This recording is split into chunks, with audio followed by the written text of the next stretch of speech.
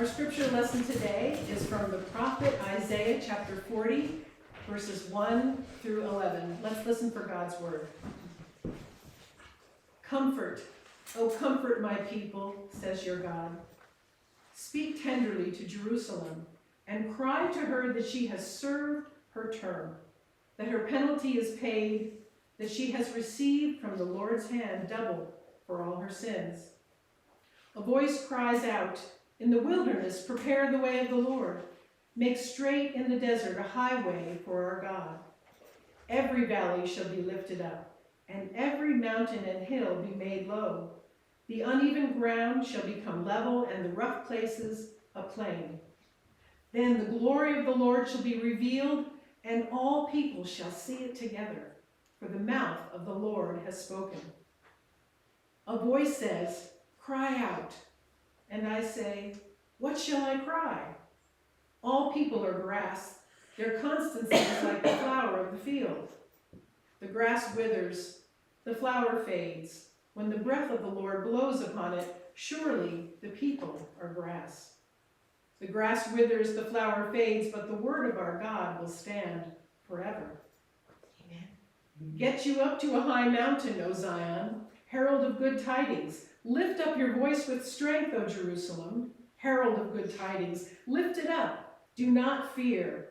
Say to the cities of Judah, here is your God. See, the Lord comes with might, and his arm rules for him. His reward is with him, and his recompense before him. He will feed his flock like a shepherd. He will gather the lambs in his arms and carry them in his bosom, and gently lead the mother sheep. The word of God for the people of God. Thanks.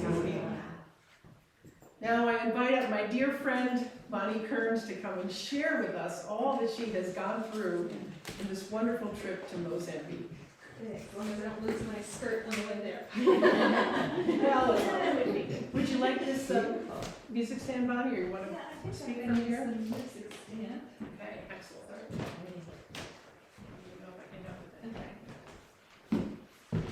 Hello, everyone. Hello. Okay. This is typical. This is what most Mozambican women wear in Mozambique. And what it is it's just a piece of fabric. And they just wrap it around themselves and they pull it tight. And that's their skirt for the day. And I found that there's another reason why they have one of these. Because there's not many bathrooms in Mozambique when you're trying to look for a place to go. And when you find one, it's usually just a hole that you have to pee in. Excuse my words, Lord. But so for a woman, I think it's kind of nice to have something where she can just walk out into the woods and have a covering all around her so she can just squat and go. That's my theory anyway. So I wanted to show you that typical way of dress. And most women wear these, a lot of times they wear them over pants, shorts, but I think out, as you get out into the country, there might be a little bit less under there. So, for those of you who don't know me, my name is Bonnie Kearns. I've been a friend of Debbie's for quite some time. Her kids are all around the years my kids are, and they went to school together in Ridgefield. And we met, I think, at Jessie Lee. And she used to help me with the music in a women's circle that I ran there years ago, and she never said boo. She was very quiet, and she shied away from doing anything publicly. But then she was introduced to healing prayer through Nigel Mumford. Am I correct? And the rest is history. When she offered her first workshop years ago, now, how long ago was that, Debbie? Do you remember? 2001. 2001. Yeah, I thought it was a while. At any rate, when I was with her, I said, if you bring healing prayer to Jessie Lee, I'll be one of your first attendees to your workshops. And so I was one of her first group of ministers that did the 3 years of workshops together. I feel very fortunate to have her as a friend for so long, and to have her praying for me and mine all these years. I've been very fortunate. So thank you, Debbie, for all the support you've been to me and many, many others. It's been great. Debbie asked me here to tell you about my mission trip to Mozambique for Foundation of Orphans in Mozambique. And I think it's an organization that you support, isn't it? Yeah. So I know Wayne's been here, but I need to tell you that your dollars are affecting many, many lives over there in amazing, amazing ways. First, let me review a bit of history regarding the development of F4O and what's happening now. Years ago, HIV was really rampant in that country, and so Mozambique was calling for outside countries to come and help build orphanages for the children now that were becoming homeless and parentless because so many people were dying from this dreaded disease. So Foundation for Orphans was created and started building orphanages that were really much needed there. And the kids were really well cared for and helped in that kind of environment. And yet it's been found that once they leave that kind of setting, they have a hard time in society. They flounder. And, well, while they received the care and support that they needed while they were in the orphanage, they didn't learn skills to sustain themselves when they moved out. So it has been decided that all orphanages in Mozambique are going to be closed by 2030. And that's why F4O is now partnering with Zoe, an organization which empowers orphan children and helps them to build their own businesses so they can support themselves, siblings, and others extended family that may be in the community in which they already live. And how is that done? Well, I was talking with one of the directors there, and she said first they go into the community and they look for the community leaders, and they ask them who are the orphans in that community, and they get a list. And then they go to each one of those children and they talk to them about this 3-year program that Zoe offers. And I think there's about 7 or 8 steps that they go through. But once they collect 25 to 30 kids that are interested, they form a group. And this is where your dollars come into play. Zoe then supports each one of those kids that's agreed to be in that program by giving them what they call a business, which gives them a few little supplies to sell in their local communities. It would be like cookies and candies and maybe some vegetables. And they also give them a small allowance to sustain them, while the oldest one in their group learns a particular skill that will eventually sustain them later on. And meanwhile, they attend meetings each week and learn about how to run a successful business as well as this particular skill. And they need to complete it in 3 years to make sure they get that commitment. And at the end of that commitment, they have a ceremony where those students receive all the tools that they need for their trade. Once again, your dollars come in handy here in equipping these children so they can begin their business right away with what they need to begin their the skill that they've learned to begin their business, and so that they're not strapped with trying to get those tools right away. So Wendy, that's the first picture. So here we were able to attend this first ceremony of, one of many ceremonies that have happened already. This young man learned to become a carpenter, and he went through the 3-year program. So here they gave him all the tools that he needs to become a carpenter. They gave him a tool like a hammer, nails, saws, whatever they need. They have a starter kit. And the next picture, Wendy. Here's a woman who's learned to be a seamstress. This man that's with her was her mentor, taught her how to sew, and actually, she's getting a sewing machine there, and all fabric and notions and everything to become a seamstress. And this dress, actually, you can go to the next one then. This is a dress that they actually made for me. I would have worn it today, but it's a little chilly. But this was my Mozambique dress that they made for me while I was there. This young woman has already completed the 3-year program, and she has a little storefront that she rents. Can I place this here? That's okay.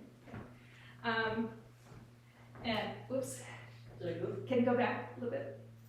So she rents this little storefront, which is just like a box, you know, that has a little door, and she's in a little marketplace. So she's in there sewing, and you can see my dress is hanging right there. Yeah. That other dress was made for Wayne's wife. It fit her to a T. It was just amazing. Okay, you can go on to the next one. Then we went on and we visited a number of different kids that have already started a business, and this program is like 95% successful, this Zoe program. So here these women have run a little salon. They did our nails, but they also braided 2 of the women that I was with, Diane, and there was another Bonnie on the trip. They braided their hair. And next one. These 2 women have learned how to be cooks, and so they prepare food every day. And there's a hospital nearby, so they prepare this food and they package it up and they bring it over to buying customers in this hospital nearby. And they also have people coming in. They have little chairs in there for people to sit and eat. And so Wayne and Pastor Francisco is testing the wares there. And then the next one. This young man's become a barber. So he's cutting Pastor Wayne's hair and trimming his beard. And what was really neat about this was we had met with the kids the day before, and Wayne said, I want you to cut my hair when I come tomorrow. And he says, fine. But when we got there, this young man, his shop was very far away. But there was another boy there who had his shop nearby. So Pastor Wayne said, listen, we'll rent your shop for him to cut my hair in it. And then what happened was they were so good about supporting one another. The other boy just put his arm around this young man there. They walked over to the shop, and he was so happy for him that he was going to have business. And so what happened was not only Pastor Wayne got his hair cut, but Pastor Francisco went in and got his hair done by the other. So they both got paid for it, but they were so supportive of one another. It was just so nice to see. Besides being taught individual skills, each community has a group project that brings in extra funds for each community. You can go to the next one then.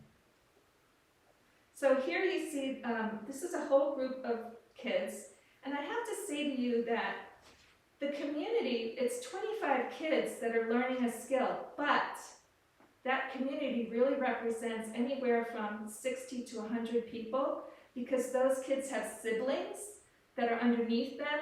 So they take the oldest kid, they train that kid to become the breadwinner for that group. And then hopefully it trickles down to the younger kids. And what the younger kids are doing while the older kids are learning their skill, they're out selling those little goods, like those cookies and those candies, to learn the business too. So here you see a community project for one group, which could be anywhere from 60 to 100 people. They're making soap. It's a medicinal soap, and they showed us how they make it. They mix it up, and it's very caustic, because they made us stand back. So they know they're handling dangerous solution.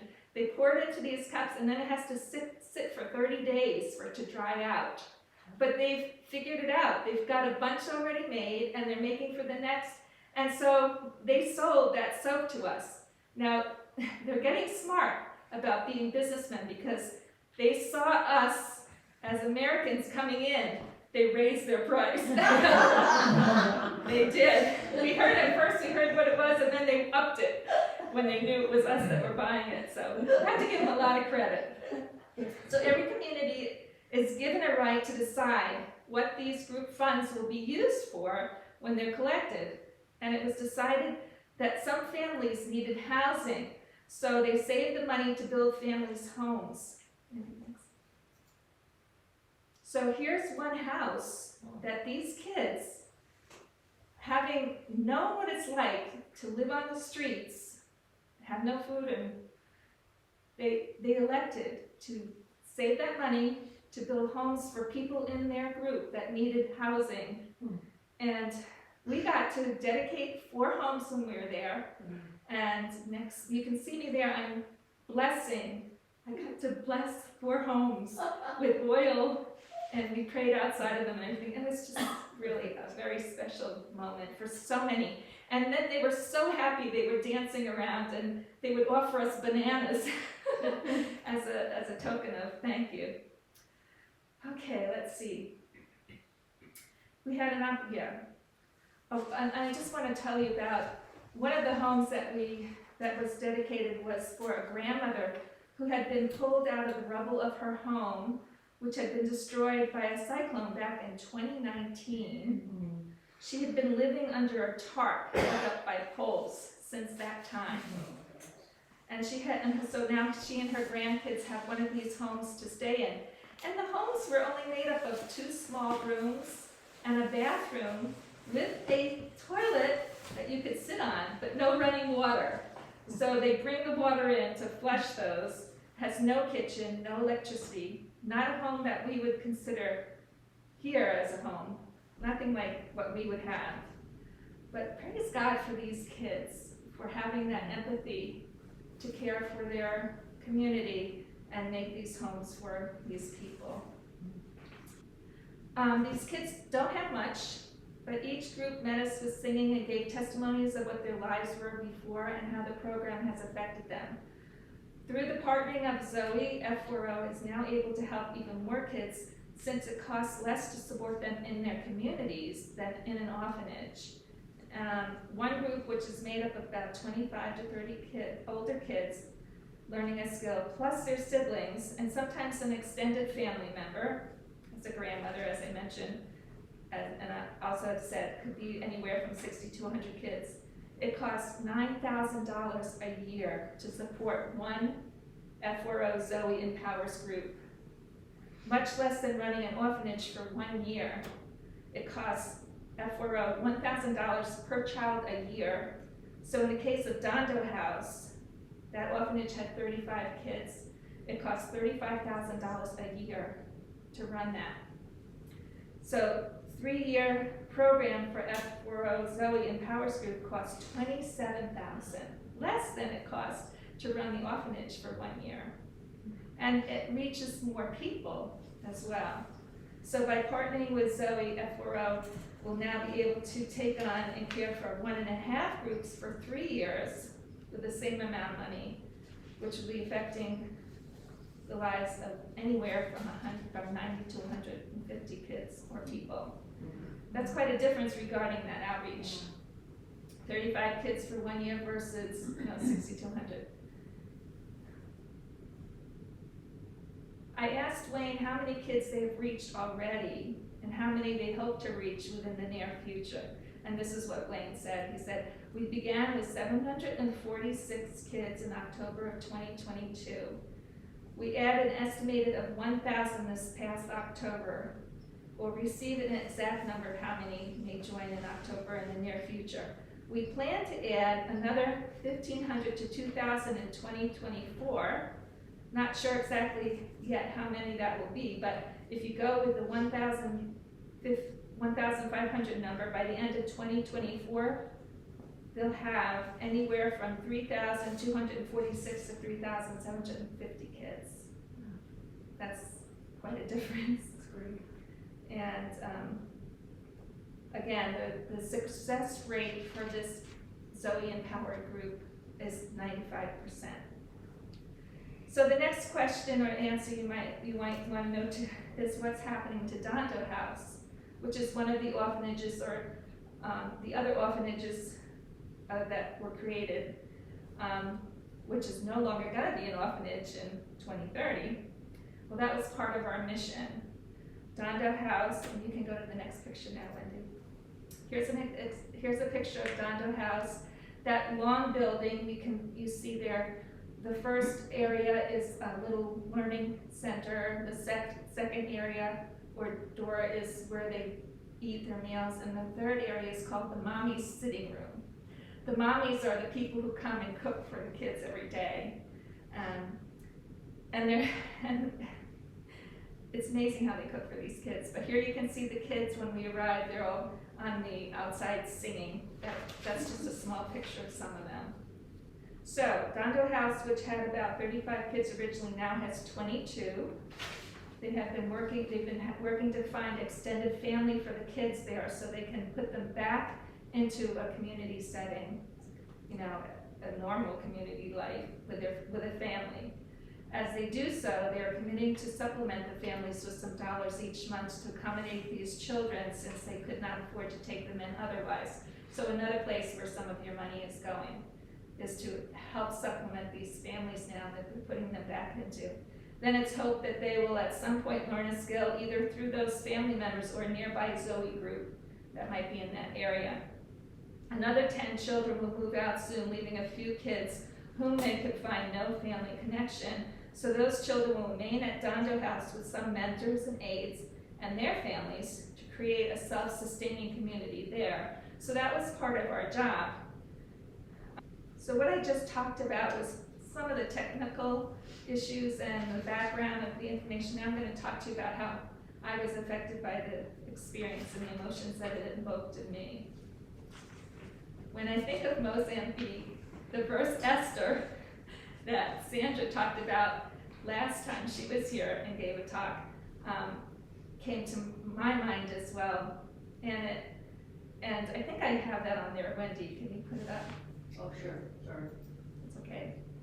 So it says in Esther 4:14, "For if you remain silent at this time, relief and deliverance for the Jews will arise from another place, but you and your father's family will perish. And who knows but that you have come to your royal position for such a time as this." And I think about this in two ways. It says, "For if you remain silent," I wanted to go on a mission for years, and Debbie knows that. And I had this fear that I was not going to fulfill the job that God wanted me to do. I felt like if I remain silent, I'm going to be in trouble here. Somebody else is going to go and do it instead of me, and I want to be that person. So I'm going to get on the move, The other part is, who knows? Maybe I've been put here for such a time as this, as Sandra found out she was for her job. So years ago now, I went to a month-long ministry program at Global Awakening in Pennsylvania, and afterwards, having gained so much from the program, I decided that I wanted to step out and go on a healing prayer mission to Brazil. So I began preparing. And many of you came to an art reception at Worcester Cafe and bought watercolors to support my dream. A dream I was determined to raise the money for myself. I also got my knee replaced, Barbara, so I could be in good shape and not be hobbling around when I got there. And I filled out a 12-page application, 3 recommendations. Debbie gave me one to show that I was a good character and was worthy of going on this mission. And I was scheduled to go in December. A mission that did take place, but COVID hit right before that. And now caring for my mom 3 months of the year, I knew I couldn't afford to get sick with needing to watch her a week after I would return from that mission, so I backed out. And my planning, I felt, was for naught. And I wondered if I'd ever get a chance to go on a mission. I was like really discouraged and kind of bummed. And as moms understand, when raising a family, many things that you personally would like to do often get put aside, and family needs to come first. Yet there are just some things you long for, and this was it for me.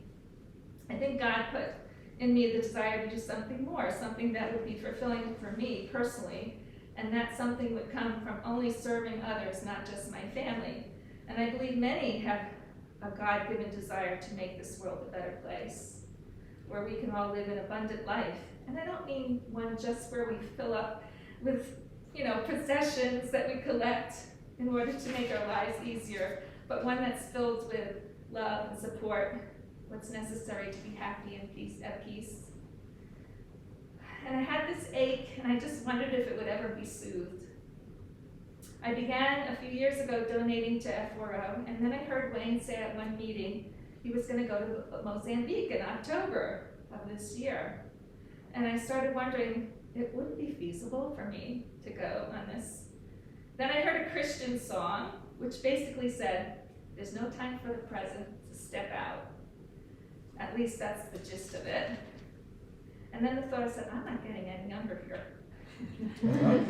Kept on whirling around in my head.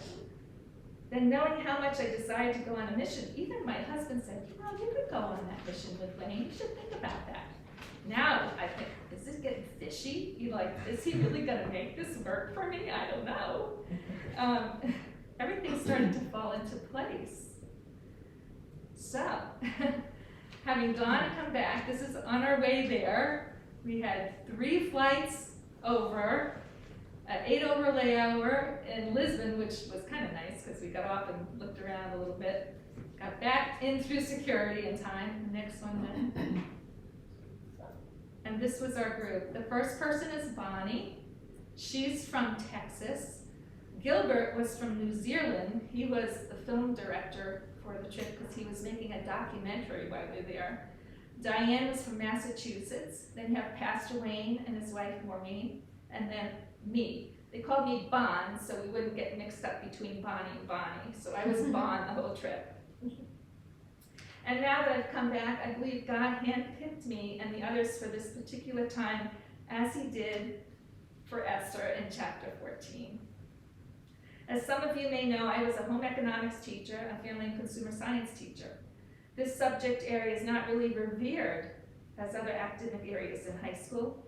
And although everyone needs the skills that it teaches, it's not considered significant and therefore has been eliminated from many school programs of study. And yet the skills that I have been given by God were very significant and much needed on this particular mission. Next one, Lynn. I had much to offer, teaching the children to cook a product they could sell for profit. If you go to the next one, Lenny. Here they're making pretzels. You know, the big pretzels? Mm-hmm. I figured, here's a product that they've never seen before. They can stick it on a stick, and they can walk through the community and sell it. And they liked them. We put sugar and cinnamon on them. And they really thought, ooh, these are yummy. And then the next one went. So I taught them how to make pretzels. I also showed them how to grow extra banana trees. And who would have thought I would know how to do that? But I have a place in Florida that we go for 3 months. And a friend down from Phil's mother had banana trees. I said, oh, I'd love a banana tree. He said, I can give you one. You just dig up this little cup, which is a little one that's coming up, and I'll bring it down to you. So I knew how to grow extra banana trees for these guys. I said, you just dig these little pups up and plant them. So they went out, they found 9 extra ones, and they planted a row of banana trees so that they could grow those and have surplus that they could sell in the future. And also, when those people were giving us bananas after bananas, we couldn't eat them all, so some of them were going bad. And I'm thinking, darn, I wish I had told them how to make banana bread, because they could use all those dried up bananas or gushy bananas to make banana bread. So after I got back, I sent them the recipe for banana bread. And then this here, you might think this is kind of funny, but besides talking to them about growing pigs, I also started talking to them about how to raise pigs. Growing banana trees, pigs. I started talking about how to raise pigs. Well, when I was growing up, my father, who was a policeman and detective in New York City for 25 years, moved us to New Hampshire to an 80-acre farm. And there, I had a pig. So I could tell them how to take care of pigs. And here they're building the foundation for a pig pen. And they were hoping that they would get, once that was built, they would get these people a bunch of pigs, they could raise them and sell them for a profit, as well as some extra chickens. So now they can make the pretzels, they can sell the pigs, They can have extra bananas to sell and make banana bread to sell.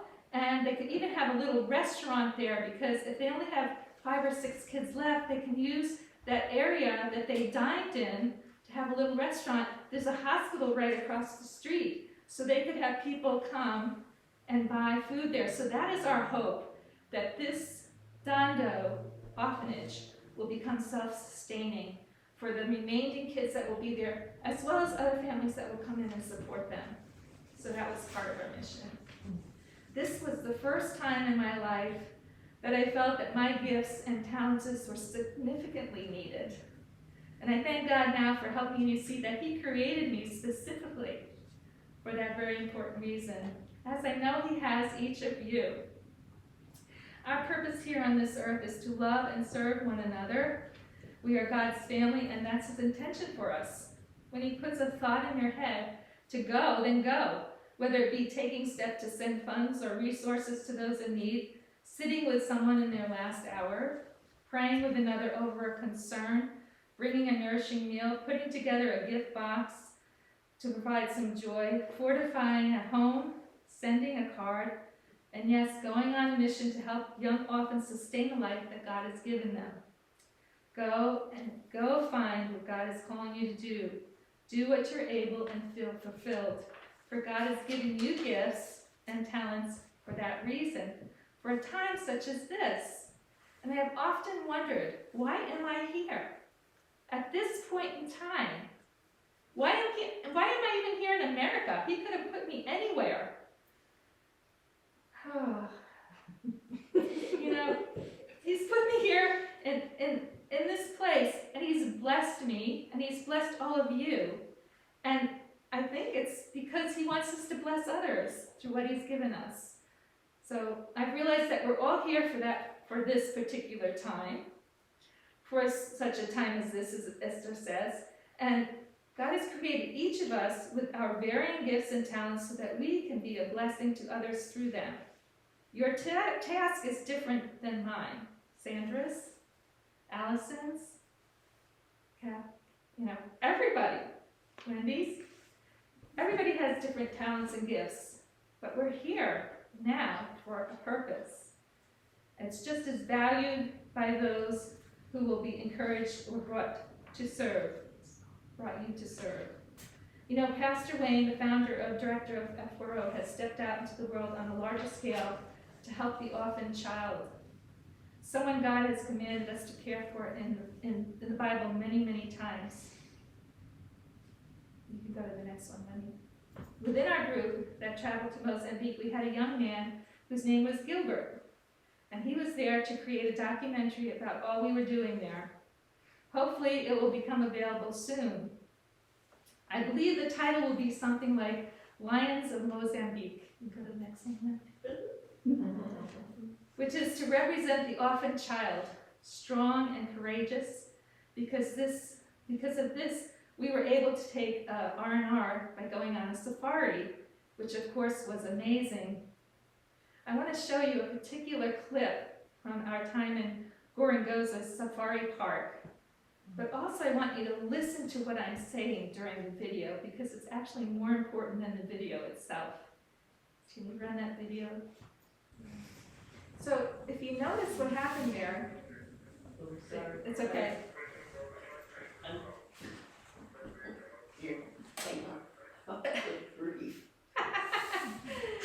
So my husband and I, a few months before I even thought about going to Mozambique, we had watched a documentary on elephants.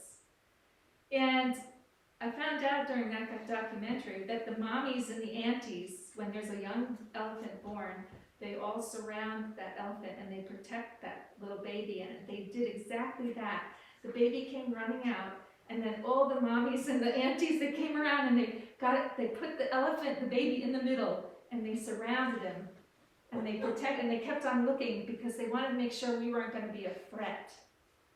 And to me, that represents exactly what F4O is doing in Mozambique. They're surrounding the baby, the young child and community, protecting and supporting them, raising them up, just so they can sustain themselves until they're able to do that for themselves and for the next generation. That's the mission in a nutshell. So please continue to support this endeavor, and if you haven't already, please join us and know that through one who has been present on the other end of this, the receiving end, this mission is really making a huge, huge difference in many, many lives. And I just want to end by telling you about one particular boy's testimony that really moved me, and I may cry. When we would go to the different groups, they would ask the kids to get up and give a testimony. And they were all young kids. They were like 13 to 18. And one boy got up and he said, "Before I became a part of this program, I had no food. I had no one to care for me. I was sleeping on the streets, under the rain. I had no hope. Now I have hope, and I'm so happy you're here to see the hope that I now have." So thank you for supporting F4O, for me, and also for the many, many others you're touching in this community and across the world. May God bless you and all that you do in His name.